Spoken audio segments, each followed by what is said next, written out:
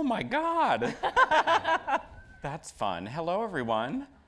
Welcome. Thank you so much for being here. I'm Isaac Oliver. This is Ben Sinclair, Katja Blichfeld, and Russell Gregory.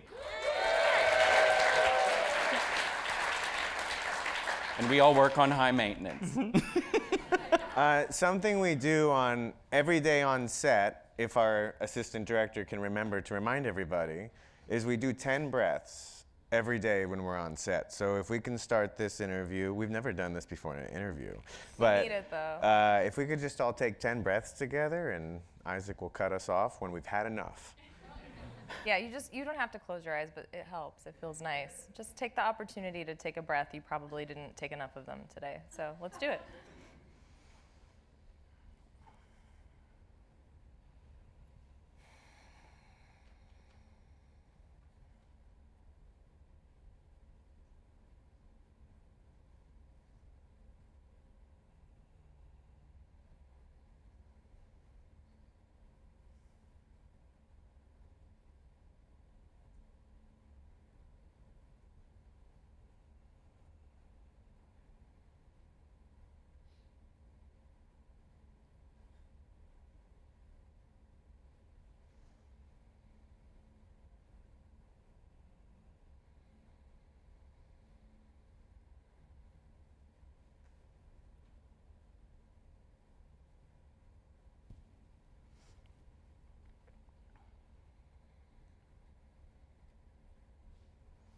Okay.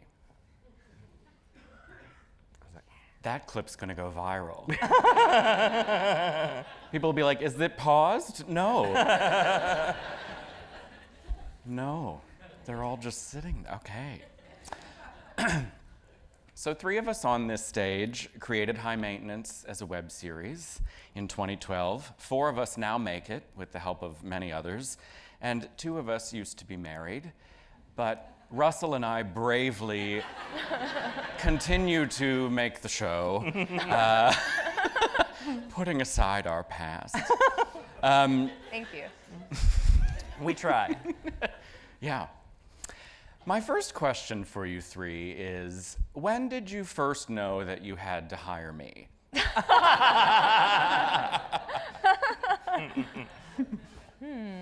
The original idea behind the creation of this project was to hopefully have a structure around which to build an artistic community, a format for which we could take talented people like yourself and insert them into the writing or the directing or the acting or all of the other myriad skills needed to make this show come to be. So the answer is from the get, we know we wanted to start a community with people that we loved.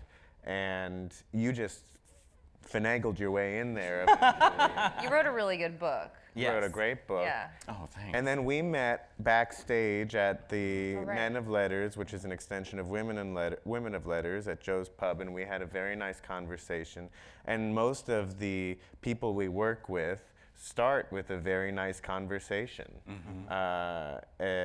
That whole journey is us measuring their ability to listen, and it's not that like, are you listening? But like, but we rather than an audition for anything, we would love to know just the general self of the person that we're talking to, and you're so good at being yourself, so. Well, and also you make a lot of really great observations, and you really see people, and I think and I think this is a trait that's shared amongst our writers that we look for, but you just, like, you know why something is funny, like why something mundane is funny. But you're kind, too. And you're very kind.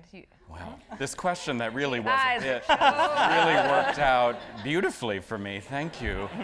We all stan Isaac. Yeah. So. Well, I Stan You and High Maintenance had been my favorite and continues to be my favorite show. And so when I met Ben, I really gushed at him quite extremely. And then you 3 invited me for tacos. Oh, yeah. And I live in Washington Heights. And I remember you said, do you want to meet us tonight? And I Google mapped it, and I had to get on the subway 10 minutes ahead of, after when I got the email. It's like the ultimate grinder call. Yeah, yeah. I will travel for that.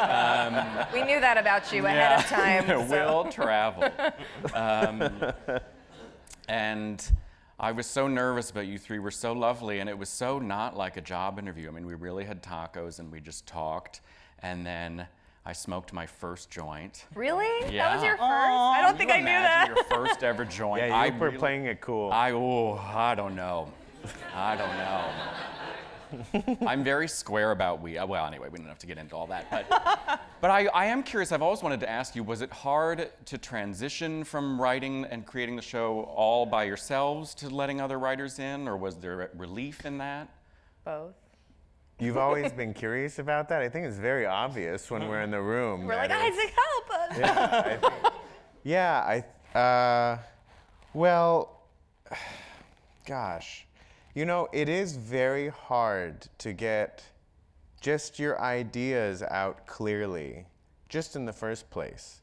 And then to have 5 to 7 separate minds be on the same page with you, and to try to get all, it doesn't have to be the same page, but for us all to see the movie in our heads. Because so often when we would work from the very beginning, there wasn't much communication that needed to be made because we had a shorthand already. And we kind of trusted each other with what would eventually be the music and what would eventually be the pace and the rhythm of each episode. So we kind of just did it all. And the hard part with people like you was was bringing people in and then having them understand us and imagine the same thing we were imagining, so that they could then imagine more on top of that. And I think in your first year of writing with us on season 2 of High Maintenance, we walked in being like, we're divorcing, guys. Nice to meet you all, but Yeah, we're it was divorcing. very nice to meet you. We're splitting up. Big first day. Yeah. And we want everybody in here to feel like they don't have to match the honesty that we are going to be putting out in this room, but that this room is a place But tell us everything. to tell us what needs to be told, because it was a very raw environment. And I think every year since then has been a raw environment as well. But remember, that was really interesting. Do you remember that first day when we said that, and then we went around the room and everyone talked and said what their emotional state was at that time, and then remember how one of the writers was a woman dating another woman in a long-term relationship, and it was the ex of another writer, a man, in the room. And They shared an ex. Yeah, they shared. Well, it wasn't even an ex. It was like one of our writers' currently dating. was currently living with, and like in a committed relationship with another one of our writers, like really meaningful exes. And like, I don't know, I loved it. I was just It like, felt right. It felt like, right. wow, we know how to. Yeah. There was something affirming about that. It felt like we had put the right group together of people who enjoyed the same kinds of things. I don't know. But do you remember? Like, I thought that was crazy. I was just like, wait, what are the chances? It was a dynamic for sure. Yeah. Sure. I've noticed that in collaborating with the writers' room for 3 seasons now, that there is a very different dynamic when just being with 2 people or 3 people than when there's 5 people or more. I find that I work best in smaller groups, and I had a lot of challenges about being the teacher or the boss or I don't know. Yeah, we didn't have like training in being the boss and like running a room, so that's been something Yes. challenging. Well, But- also so much of our job in a writer's room, and it took me a long time to learn this too, is like really to show you what you don't want all day long. Yeah. You know, to kind of be like, not necessarily bringing you the right ideas, but just helping you arrive at what the right idea is. And so I can only imagine it's complicated to hear that all day too. Well, One Next question. day I was walking behind you and Mitra and Patty, and I was gonna sneak up on you guys while you were walking to the train, and I was gonna like spook you, but then I was like, you can't do that, man. People have like their own traumas, so you can't just like awaken somebody's trauma from behind the back. So I then slowed down right away, and then I caught what I thought was the end of like you guys talking about us or whatever, or We talking about us were. by the boss. And then I saw you you kind of noticed me out of the side of your eye, Yeah. and then I was just like, oh, hi. Yeah. Hey. and my bowels evacuated. Yeah, exactly. And that was the day when I was like, oh shit. It's man. different now. It was a different set of, we just talked directly to each other about one another.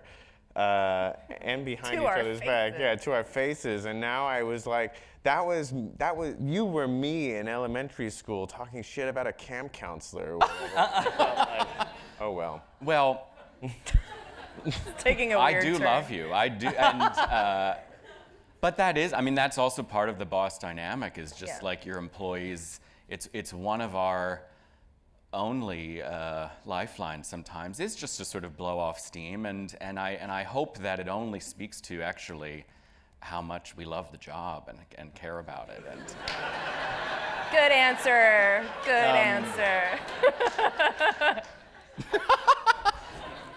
I mean, but prior to that, it was just Katja and Ben, Yeah. and I would get a phone call, and they would say, we have an idea for this or that, and it was just the two of them. And I remember before the writers came on season 2, season 1, we were all in the three of us were in a house, On the north. Julia and Chris's Oh, yeah. house, yeah. And it was just us and a gravity bong, and that is, that How was we how wrote season 1 was one. written. And after that, I was like, oh, we need help. Like, we can't do it like that again. Yeah. Man, if you had tried to take a gravity bong to Would've impress been us that over. first time, I that don't is the first way I ever did. Oh weed. wow. Did weed. Did weed? Weed. My scripts literally are like medical scripts where I'm like, the weed deals, I'm like, insert strain, insert You're price. really funny with how you write Yeah, that. anyway, I'm very lucky to have this job. Anyway, so it's season 4. Well, season 4 on HBO after several web series seasons. A lot of shows reach kind of like an itchy point in a 4th season, and what still excites you about the storytelling on High Maintenance, and in what new ways are you trying to challenge yourselves? I'm excited by the fact that we can tell almost any story still. I'm excited by this. I am still excited by the format, that it is so open-ended and that you can just have an inspired day somewhere and get an episode out of it and a story idea. I love that. I love that it's so free in that way, and that excites me, that there's like a place to put almost anything, really, any detail. I mean, our writer's room, you know, we would just sit around. We do sit around for hours every day. I mean, I don't know. Maybe everyone's sitting out there being like, yeah, that's what a writer's room is. You sit around and talk. Like, okay. But I thought ours was special and unique in the way that we spend these hours just like talking about very personal things, observations, even just, you know, reading from our notebooks of things we observed when we were eating lunch or eavesdropping or whatever. And there's, like, people can just say the most fragmented things and just shout out these details, and there's a place for them all to go. And I love that. But I also am OCD, so maybe I just like, there's a container, there's a place to put it. I like that. No, but I do. I like the format of it. That's still exciting to me. I agree, and I think every year as we keep making it, I grow a better understanding of what the show is. And most recently, I think it's us identifying a little bit of God in everybody, that we are identifying what is, like, we don't ever make a character will be like, and then we'll show how shitty this guy is, or whatever. Right. We are trying to find the thing that makes that person holy in a way, and that makes them worth it and worthwhile. And I think discovering that even in season 4 on HBO, it still has me gobsmacked that I didn't realize we were doing this the whole time. That we really are a humanist enterprise trying to identify the worth in every character that we choose to feature. Okay. Russell? I'm not touching that. I wanted that clap so bad. I wanted it so bad. Feels good. The only clap I've ever watched. So at the very beginning of the 4th season, Writer's Room, you guys gave us very specific marching orders. You said you wanted to get back to basics with this season. And so what do you think what are the basics of high maintenance? Well, I personally wanted to have more stories that felt more intimate and less sprawling. I think one thing that happened when we went to the television iteration of the show from the web iteration was that we could suddenly go other locations. We didn't have to just stay within the 4 walls of someone's apartment that we had access to for that day. And then, that yielded things that some people liked, some people didn't. I don't know. It's been interesting because I've heard a lot of people say like, "Oh, I really liked the web series. Like there was something really special about that. I missed that." And I always wonder, or I do think about what are the things about that they are. What is it? What are those things that people are referring to that they miss? And I think some of that was the intimacy of the way that we started the show, where everything was kind of happening more in a real-time world, where it was just like an afternoon in someone's life, or just the moments leading up to a weed delivery and then the moments immediately after.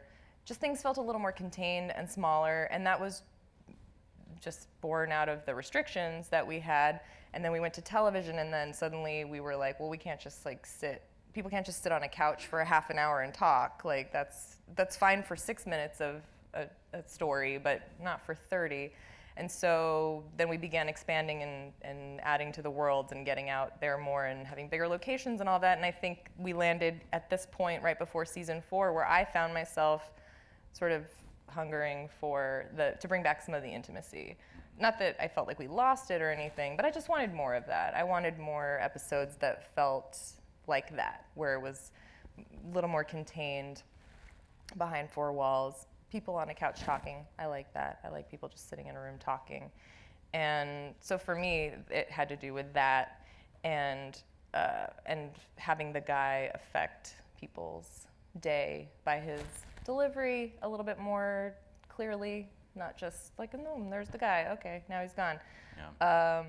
For me, that was part of it. And then also returning to people from the past, like people from the web series and the early days, bringing back some of those people, just simpler concepts. Yeah. What did it mean for you? I took it as back to basics, because basically what we were doing in the beginning was taking whatever already existed, whether it be an actor that we loved or an apartment that we knew we had access to, or a story or an anecdote that we had heard firsthand or secondhand, and we just smashed all of those elements together, and we didn't spend too much time fabricating anything that didn't already exist. Yeah. We would kind of color in the details where we were missing, where there were holes, but for the most part, we didn't reach too far. We were able to put the bar in a place where we could meet it and do that well, and we didn't stretch ourselves too far. That being said, I look at this season and there are some episodes that are real, kind of the opposite of what you said. You know what I mean? Yeah, There's not as much though. there are pertinent parts. I mean, as this whole project for me has been my filmmaking education, and for you as well. Yeah. For all of us, I think that work on the show, we are kind of this is our university, this is our school, and I felt there were some episodes that we were consciously raising the bar to a place where I think we could meet it, but there was a conscious raising of the bar as well, for me. Yeah. I wanted to see the people again. I wanted to see the people from the web series. It's been so long. That was 8 years ago, I guess, and they've all changed and grown up. And we worked with so many of them when they were kids. I'm gonna cry. And they came back this season. So many of them came back, and they're so grown up, and they're so great. And it was cool to like see everyone at that point in their career, and now where they are at this point in their career, and they're all so great. And you'll all get to see them because so many of them come back this season. It's true. There's a lot of people. There's a lot of returning. Yeah. Yeah, I'm happy about it. You also gave us each of the three of you made wish lists, and for things that interest you, and it was so. I loved that, and I actually returned to each of your lists throughout the writing process, and as I was writing drafts or stuck on something, and they weren't terribly organized. I mean, they were sort of like. Nothing. They were like, these are tones I'm interested in. These are jobs I'm interested in. These are places and neighborhoods. Or like phenomena. Yeah, and things in the news or things a conversation like you had a lot of like little 1-2 sort of interactions and ways that a conversation could pivot or a physical action and I'm curious. If you can recall any of those at this point, or also on a larger scale, like where do you each find your inspiration? What are things that? Like yesterday, there was this guy who had a huge tattoo in his arm, and I was like, why are you grimacing like that? There was nothing wrong with the tattoo, but there was like this big dark spot. And I was like, do you know what the Chinese character was? And he's like, no, I didn't, but I tried. It was clearly a fixed job. He was clearly fixing it up. And then I imagined like all of the hours he spent with that tattoo artist and how many drawings there were and how much like immolation was going on at this now like really faux pas thing to have on your body. I mean, it's stuff like that. Really, there's lists and lists in the phone. I'm trying to think about what we gave you last year. I don't know. It's all a blank. I don't remember specifically, but as to like where I get my ideas, like I sit a lot and just observe and like write down what I'm seeing and see if that goes anywhere. I also like the newspaper. Quite honestly, is the Times. I should specify. I'm that person. I'm a cliche. I'm like support the New the York press. Times. Thank you. I do, yeah. But I mean, God, there's a million good ideas in the newspaper and in weird places that you wouldn't, not weird, but just places that you wouldn't assume. It's not just the modern love stories. It's something hidden in an op-ed. It's just like one sentence that I'll read and be like, oh, and it just will kick something off, like a person's frame of mind that is interesting to me that I want to delve into, or a plot point will come out of literally like the business etiquette section, or like it actually, there's so much in the newspaper where I get ideas from. Sometimes we'll just be like, ooh, I want to see a thriller. Yeah. Like something Genres, like a genre. Like Russell, you'll tell a lot of stories from your way back, and things come out of that a lot. I'm the There's so old much one. Russell in the show, by the way. Russell, the whole singing. Russell was a singing he was telegram. a singing telegram delivery dude, and like we've been hearing stories. I about was that. amazing. He was. I was so good. I wish there was video. Tallahassee, footage. Florida did not deserve me in like 1989, 90. I wanted to be a Kids of the Kingdom, so I brought that energy, and It's a Disney thing. it's a Disney thing, and I would totally end up in my car crying. But I was great. It was so good. There's a lot of Russell. Like he tells a lot of stories, and it's like sprinkled throughout. It's like to start to unpack what all of those details were, we would need like many hours. I mean, that was one of my favorite things back in the in the day when I would get, because we read a lot of scripts, and I would get a script from Katja and Ben was like my favorite thing. And I would read it, and I think they would intentionally try and like give me messages. Like the first season of the HBO show, Patrick, that character, that's in my apartment, that's all my stuff. The agoraphobic guy that has a crush aficionado. on the guy. That was my apartment, and they wrote a script where he kind of cleans up and moves on, and I was like,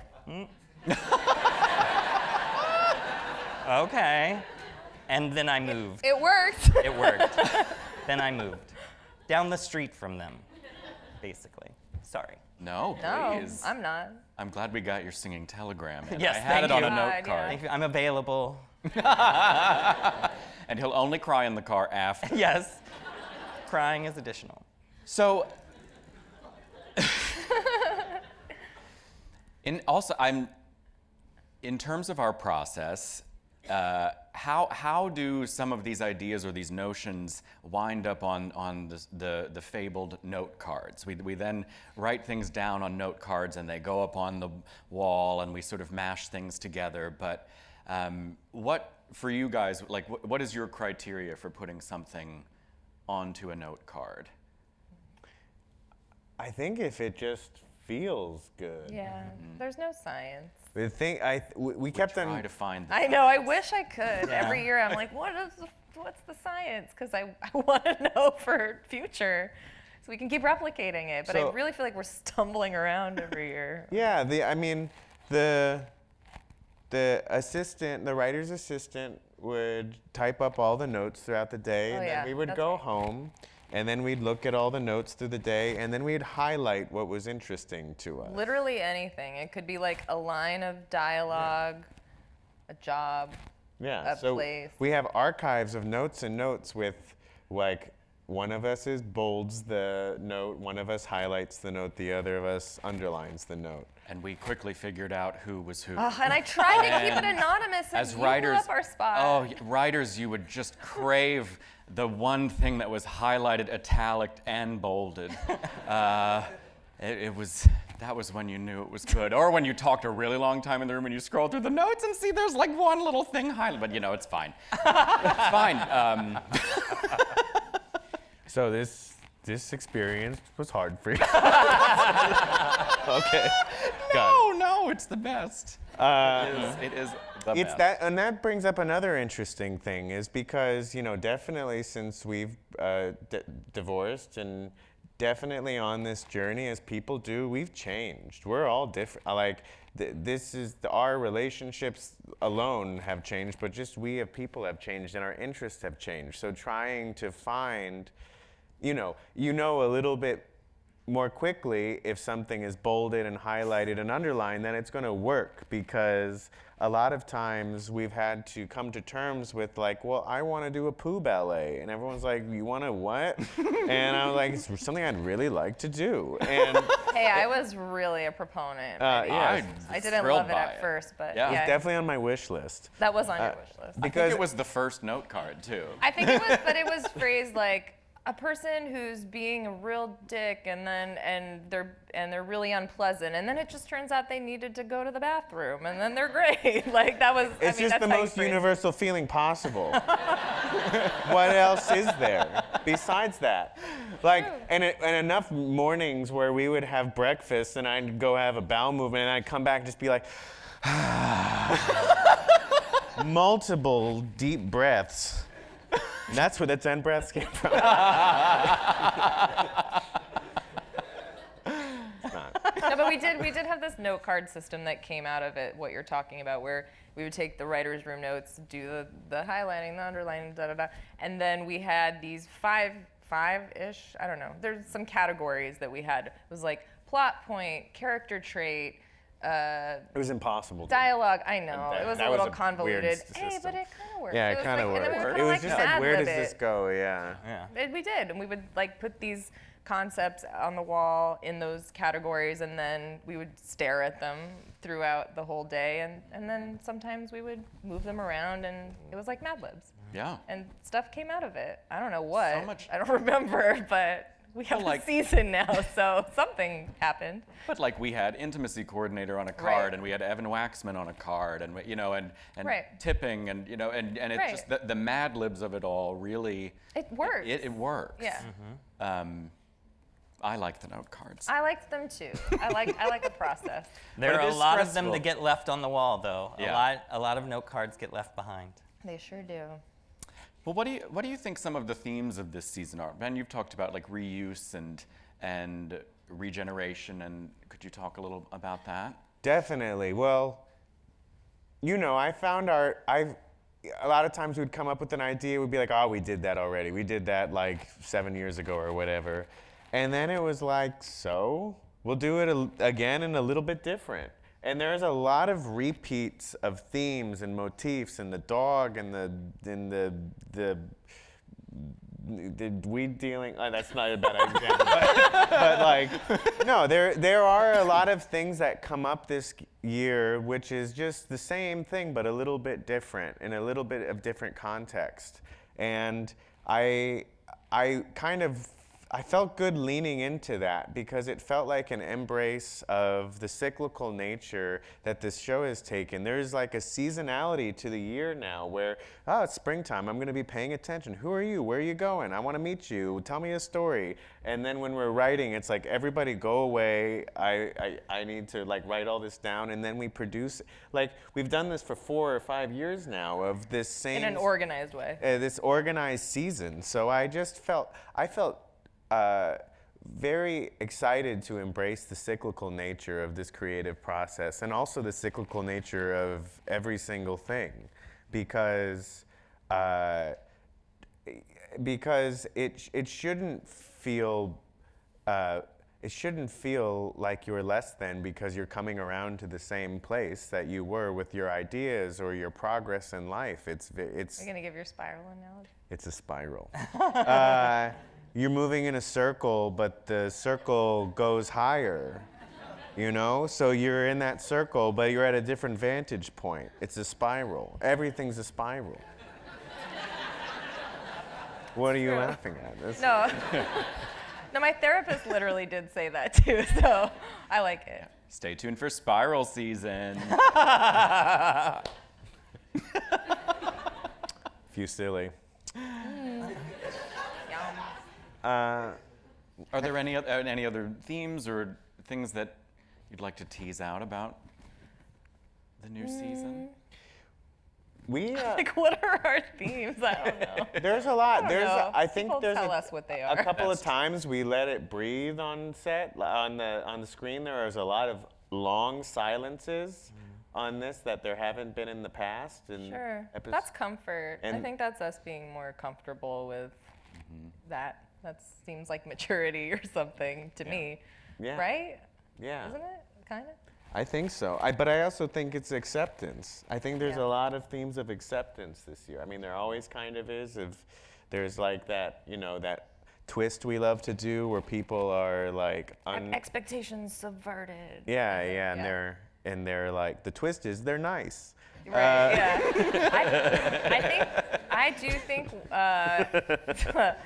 I think this season there's a lot more very pronounced connectivity.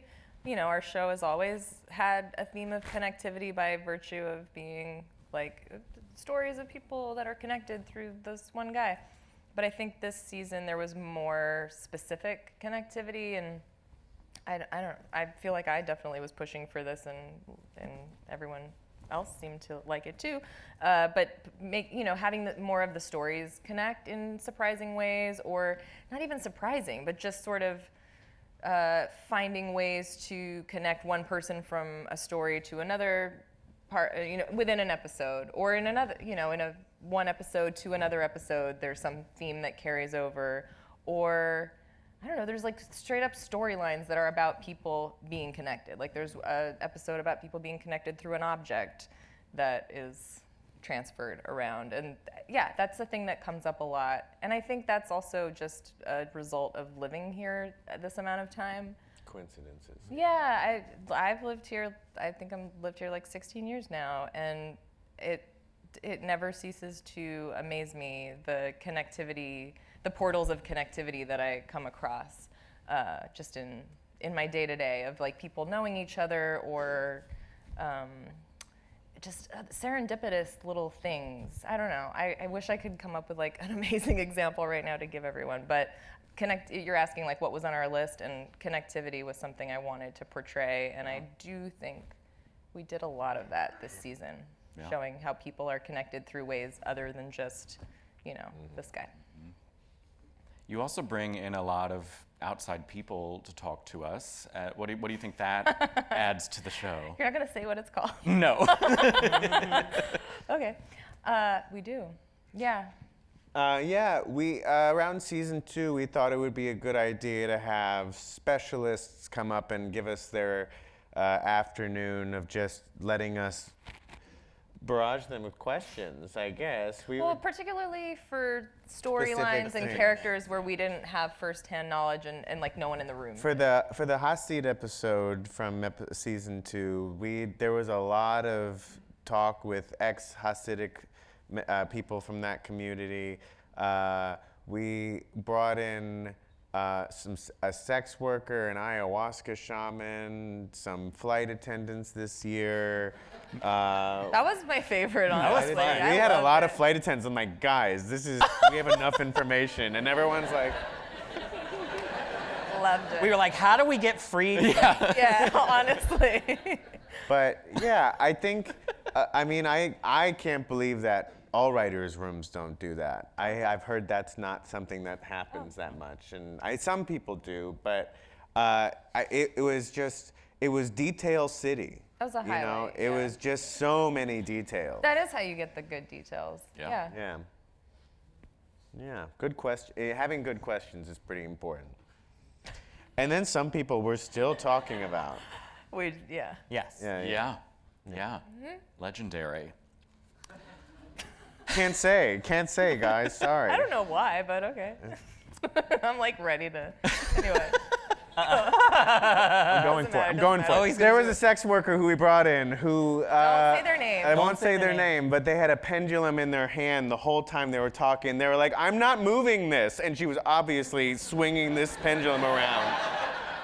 And there was all sorts of mythology surrounding why this pendulum was moving. There was like a ghost nearby. The ghost really liked Katja a lot, and I'm surprised more of that hasn't made it into the show, to be honest. No pendulums this year. There was I put it in the. Oh yeah, It was in the yeah, first yeah, episode. Yeah, last season. Yeah, But she's reached Looking out for to me Berg. since, by the way. No, I saw the email. She Yeah. predicted Bernie will win. She had all sorts of insights. Oh. Just letting you know, the pendulum has spoken. That's great. Yeah. I'll never forget, she was like, the ghost of this 12-year-old girl really likes the Smashing Pumpkins. And I'm like, But she how? like died the year before. How? She's just a girl. She's mature. Yeah. Well, as we saw with like Nick Kroll and Rebecca Hall and Ira Glass and all of This American Life people, which the crossover, that really must have felt like when Barbra Streisand and Judy Garland collaborated, for the tote bag crowd.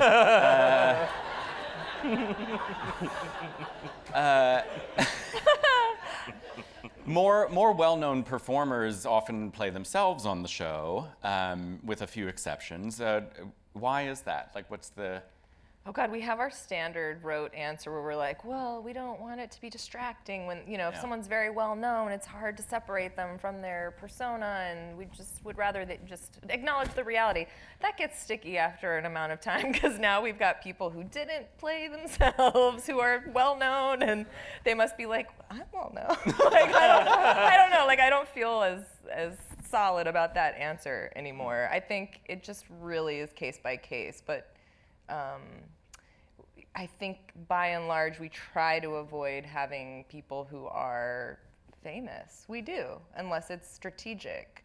And that is for that reason, because we would like the viewer to go in with a little bit more of an open mind and not have preconceived notions about the people that they're meeting, and just get to sort of meet them the way that we're presenting them.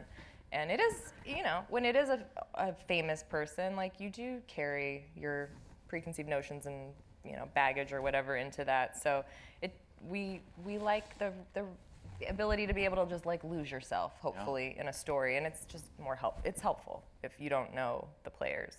And something else you guys do with casting that I love is, Katja, I've seen you go through a script, and when a new character is introduced, we're trained to sort of put in parentheses and put in sort of qualifiers about the person, and you will cross most of it out, age, race, gender, and really submit like such a wide. What do you submit to the casting director? Like, what do you? Well, we're lucky. Our casting director is the shit. Our casting director is so good. Andrew Feminella, I have to give him a shout out, because he really is one of our most important collaborators. Our show is very much built on that resource of talent, primarily because of my casting background and Russell's background in talent representation. So we had access to that really great resource of people, actors. And he sort of carried the torch since he came on board, and has been really, really committed to that sentiment that you're describing, of just sort of erasing the specifics, unless they're like very, very necessary to further a plot. He's been really good at sort of enforcing that mindset of, it can be really could so many times be anyone, and let's just see who the best person let's just see who piques our interest the most, and then we can make adjustments to the character and to the story based on who we get most excited about. And that is sort of the back to basics thing too, of, that we were referring to earlier, of how we did it in the beginning, when we would literally be like, guys, you want to shoot one this weekend? Like, Helena York is around, like, let's make a thing for her. And, it's cool that spirit is still kind of alive in that way. Yeah. But that is very much enforced by our casting director, and built upon. Like, he's taken that concept, I think, and furthered it to another level that I'm proud of. Like, I'm proud of our casting breakdowns as a person who had to craft them for so many years. It's just, when you're having to service the creative vision of the creative team as a casting director, it can be very limiting sometimes, because the vision will be really narrow, and I don't think ours has been narrow, but it's been cool. Like, he's even furthered it and expanded it beyond what we ever could have done, I think. Yeah, Sure. Ben, you were talking about raising the bar and thinking even some episodes in this season. What do you guys think is the most ambitious episode of High Maintenance? Like, are there some that pop to Ever? mind? Yeah, like, Oh. or particularly.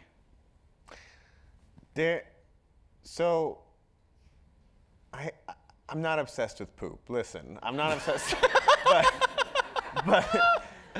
but it was very interesting the genre of that first episode is fantasy. The whole episode is a fantasy. The fact that you said that Ira Glass is like the Babs and Judy coming together, that's like a fantasy moment. And I was hoping that what is going on? I was hoping that this whole It's the cane time coming out.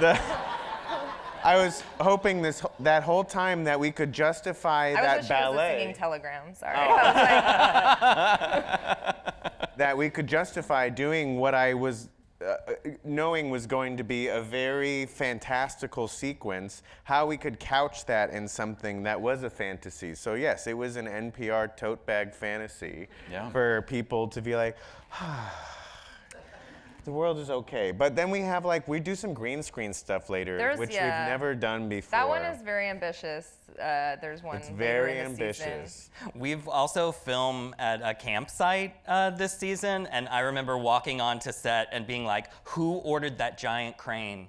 There was a crane. There was a giant Condor. crane. It was a type of light that But goes also, really high. there was barely any light, which was the other Right, thing. right. We It were was all necessary. like literally tripping around on this like dark ass campsite, and I was like, all right. I hope no I was one like, gets wow, hurt. we're at a place where we have giant lights on cranes. You guys. And a big thing, I I was microdosing in Prospect Park, and I was like, season 4, the 4 season. Yes. And I was like, it's gotta be throughout the year. We have to do this. It has to be in summer, spring, winter, fall. And Because prior to, it's always summer. it's always We'd always summer film because of our shooting schedules. Since we went to HBO. So we wanted to feature a couple more seasons this year, and we wanted to show a little bit of a every month an episode happen. I don't know how well we did there, but Debatable, but- we have some weather in this season. Yeah, We wanted to get weather in the show, and that was good. It And felt weather like a was luxury. available. Yeah. Wait, and also we shot for at scale. JFK. Oh, We- yeah, we JFK. sh- We we shot shot at at JFK, JFK. which Yes. felt like a really big glow up. All the like, security. wow. Oh, yeah, that was a big one. That was huge, and it was a live airport. Like they didn't shut it down. So Because we had shot at JFK for the web series episode Matilda, but we just like went on the air train with my niece who was in town with us, and we shot that one scene on the air train, and then we were like, okay, bye, go back to yeah, then I Arizona. walked her to the And gate. then- Yeah. It was an upgrade. So it for wasn't- sure. so we shot at JFK before. all right. Yes. But Technically. it was cool. was neat. It was cool. It felt like, oh, we're legit. Well, sort of, my last question then will be piggybacking on that of, what do you think when you think, then also remember the scrappier days of the show? Like, are there favorite memories you have, or any lessons you've sort of charted along the way through the various eras of the show? Sure.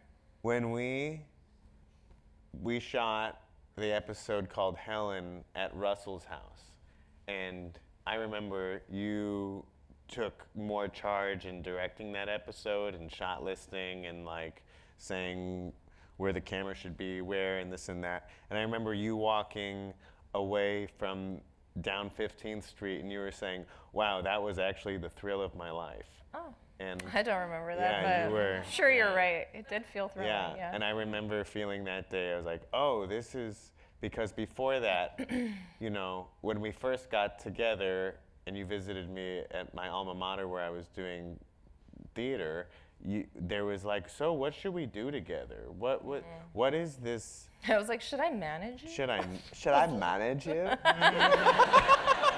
Should I manage you? That's so weird that was a conversation. But I remember when you said that was the thrill of my life, I had like this thing turn on in me that was a very like we're on the right track kind of feeling, where a part of my excitement was getting to figure out how to make stuff with you.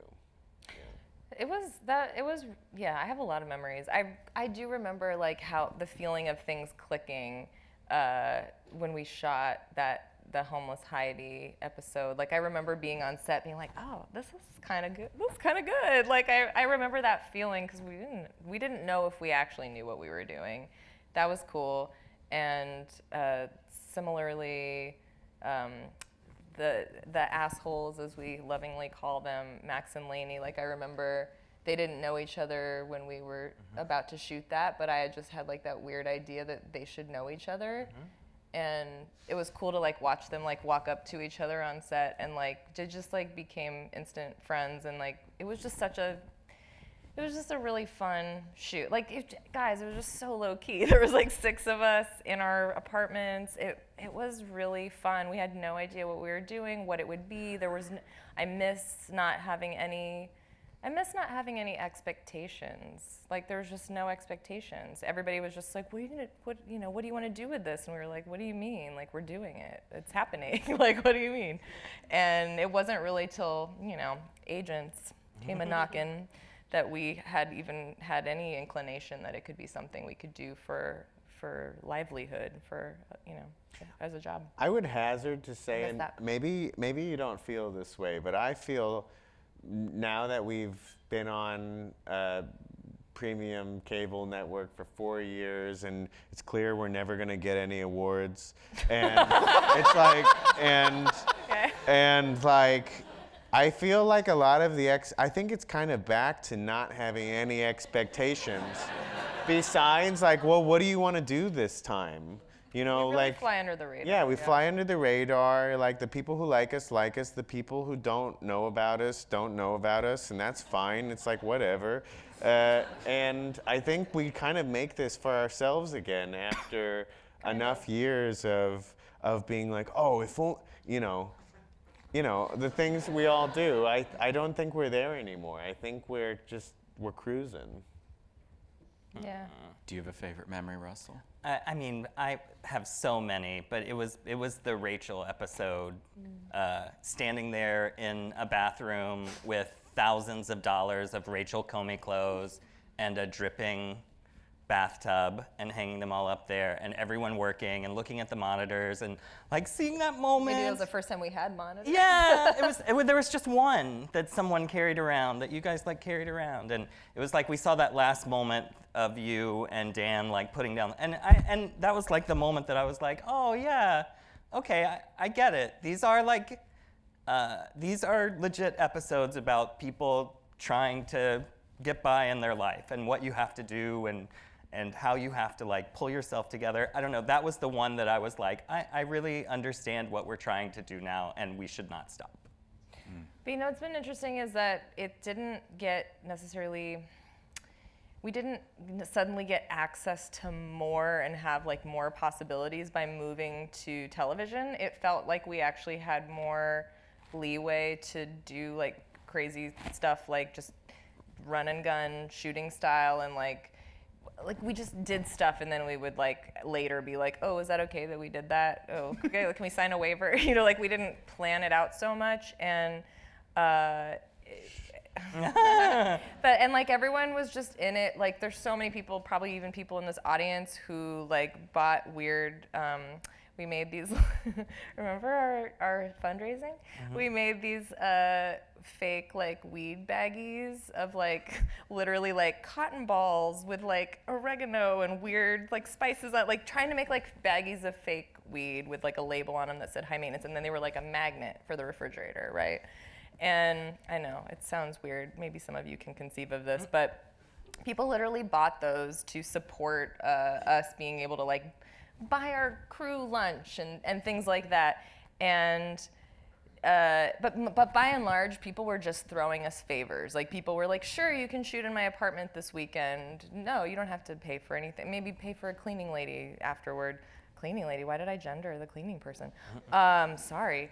But yeah, just stuff like that. Like people just like loaned us their time and their talent and their equipment and their resources, and that I think we thought when we got the TV deal, like, oh, cool, now we're gonna have access to like way more, and it actually wasn't the case, because then when you start having like unions and, you know, having to do everything above board, it suddenly like shrinks down the possibilities a little bit, and it's one thing to have someone say like, yeah, you can just have my space, but for free, it's a favor, but then when they learn there's a budget, you know, then what's the appropriate dollar amount? And I don't know. I felt like some of our limitations actually increased with the move towards like making like a legitimate TV show. So that was weird for me. That's been an interesting thing to deal with.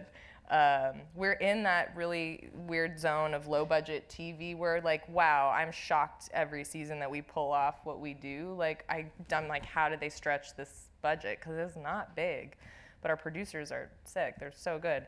But, you know, didn't you feel that too? Like it was just like, oh, wait, we can't just like roll up and do this thing? Oh no, because now we have like 100 people, like and trucks and generators and, you know. I thought about putting a fake beard on somebody so all the crew would follow them, and then we could grab the DP and be like, let's just go shoot this real quick over here. Yeah, you can't just like sneak up and get something when you have a huge crew. It's like seeing a beautiful deer and then approaching it with a Panzer tank and then being like, yes, very much stay so. there. Yeah, so we still are dealing with restrictions like we always have been, and that's maybe the thing that stayed the same. Just the scale of the restrictions has changed. I don't even know if that's what you asked, Isaac, but It is. that's what I gave you. Well, we now have some questions from the audience in our final moments. Oh, that's what that was. That's what that was. Okay. We all saw her. She What- loves Smashing Pumpkins. You conjured her. What do you and the Ozzy asks, what do you and the actors actually smoke in the series, assuming it's not real weed? No. It's not real weed. Right. It's pretty gross. It's back in the day we used to grab this stuff that had mullein and mugwort and stuff in it. It was from this apothecary in Ditmas Carp called Sacred Vibes, and we used to Still smoke there. that, and that was good. And then once we started doing the series, we get this theater tobacco, which was the bane of my existence, because no one's smoking more on the show than I am. And the smoke wasn't even good. And so often that we get actors who aren't smokers, and we're like, oh, okay, well, let's take it to VFX. And then since CBD has been made more available and legal, and we had it above board, we tried doing CBD. Well, for you. For in me, particular. so huge clouds of smoke. And we started experimenting with that this year, but usually the actor smokes theater tobacco. It's not very And there's surprisingly, like, so many people who come on the show don't Yeah. have any smoking background, which has been kind of funny too. They haven't done weed. They haven't done weed like us. Yeah. Like us. Yeah. willing to try.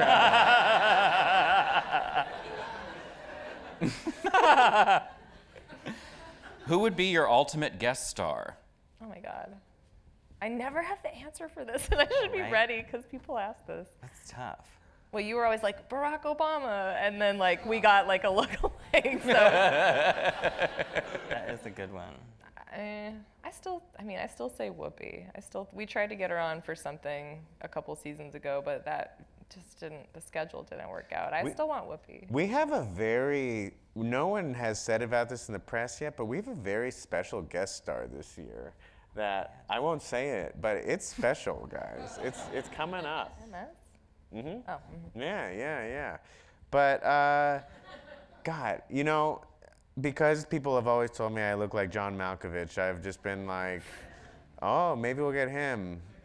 But I'm not excited about that for some reason. I wouldn't say I'm the most excited about that. I just feel like, okay.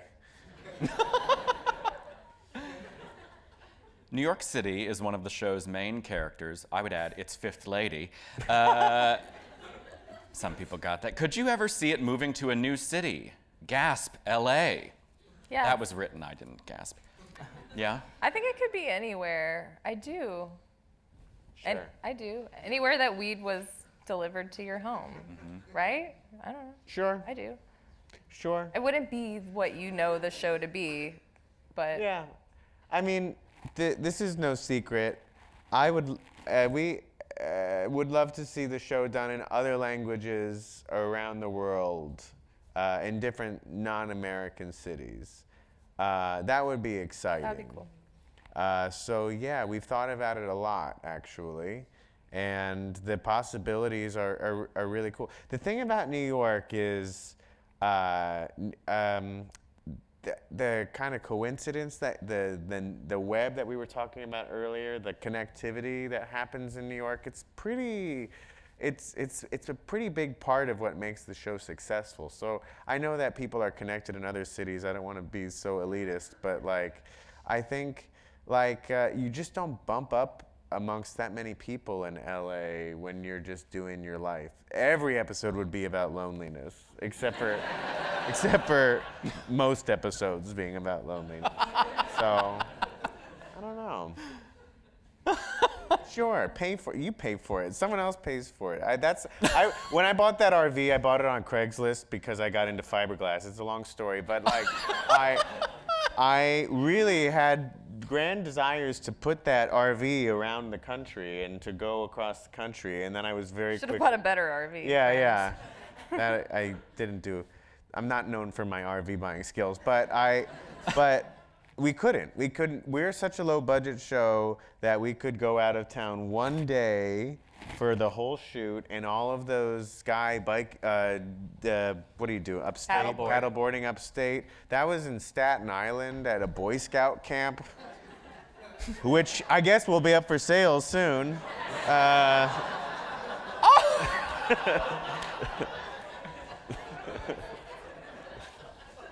Topical. But it's a beautiful camp. Actually, that's not a bad idea. You know what I mean? Like little retreat center in Staten Island, whatever. It's really nice. It's Yeah. lovely. That's Yeah. where the giant crane was. Yeah. Oh. Bringing that back around. Oh. Pouch Camp, I think it's called. Pouch Camp. Look it up. Thanks, Julie Sage. Yeah, our locations manager, magician. Amazing. I think we have time for one more question. Give us 2 suggestions on places to go dancing in New York City. That seems Ben That's specific. Ben-centric, yeah. They're really exclusive, invite-only. The best ones are you won't be able to get into it. I'm Okay. sorry, I don't know. That's just the truth. Sorry. But that party is called the Loft Party. It's been going on for 50 years. It's a great party. It just had its 50th anniversary. And then there are offshoots of the Loft Party. You know what the secret is? You can have a good dance party anywhere. You bring your own baby powder. You sprinkle the dance floor with baby powder wherever you go. You're gonna have a good night of dancing. It starts right here, and then. There's all those Yeah. weird cabaret laws, or that was like a strange thing. I remember moving to the city from Chicago and suddenly hearing like in certain places like, oh no, you can't dance here. It's like, wait, what? You can't dance in this bar? Oh, okay. Like Bembe there's like is weird good, laws too. about dancing, Yeah, there are. like Footloose or something. And lastly, I know I said that was No, fast, that was but a I short wanna- one. Yeah, You yeah. get one more in. I can get one more in. I would love to hear just from each of you. There are so many like fan favorite characters who get a lot of attention, but what is your is your favorite character who's sort of underrated or under the radar more, or doesn't get the same fan love as the others? I always go back to Dinah. There's a lot of favorites in Dinah. Heather Donahue plays Azar Khan, who we've brought back, Kabir. Yeah. She plays his significant other at the time, and they have a really interesting relationship. good. And I always wonder what happened to that character. She's someone, and then of course Ellen is very special to me too. Yes. It's the bird watcher person.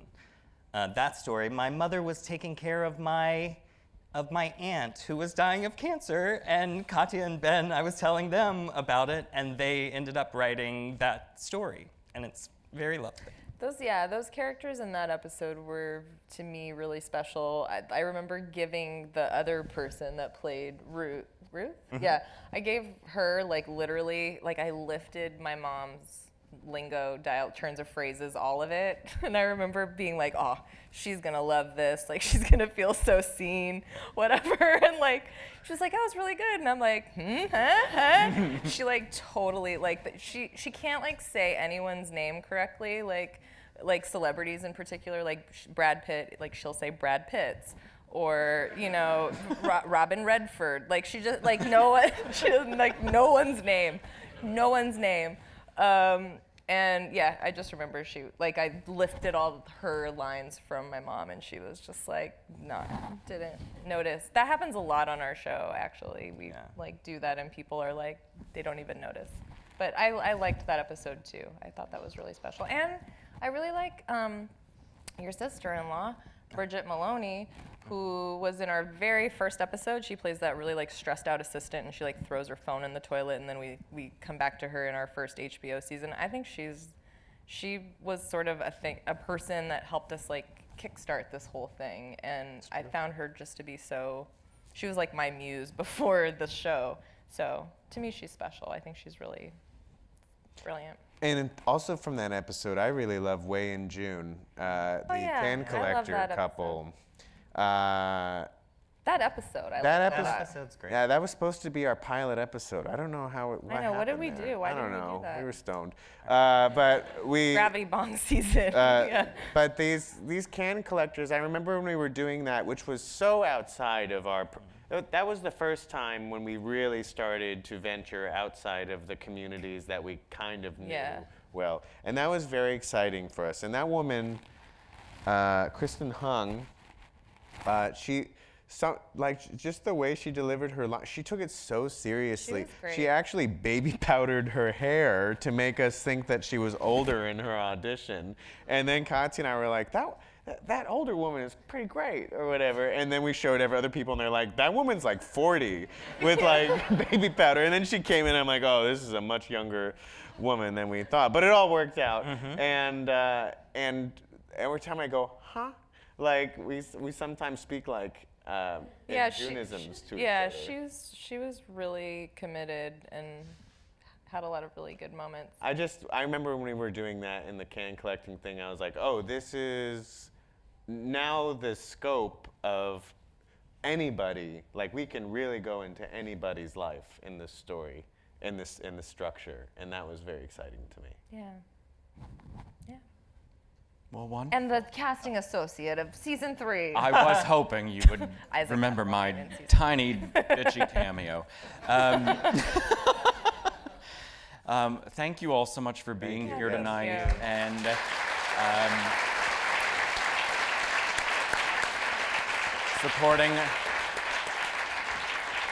supporting our 4th season. We're on again tomorrow night, 11 p.m. So thank you. And Good night. Yeah, and sorry, I don't know if it was clear, the episode that was screened tonight, Isaac wrote that. Yeah. I don't know if you knew that, but